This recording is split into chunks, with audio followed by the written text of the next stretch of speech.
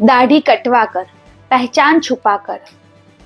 भोपालમાં હિન્દુઓની વસ્તીમાં મૌલાના ઝુબેર, પછી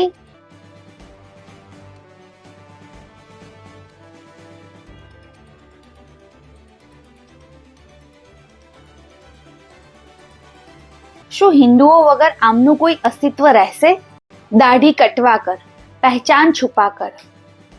ભોપાલમાં હિન્દુઓની વસ્તીમાં મૌલાના ઝુબેર, પછી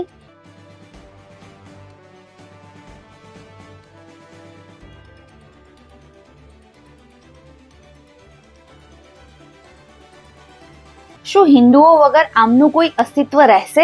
દાઢી કટવા કર, પહેચાન છુપા કર।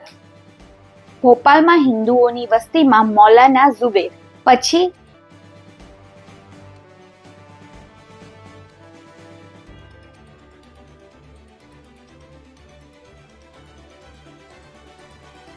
શું હિન્દુઓ વગર આમનું કોઈ અસ્તિત્વ રહેશે?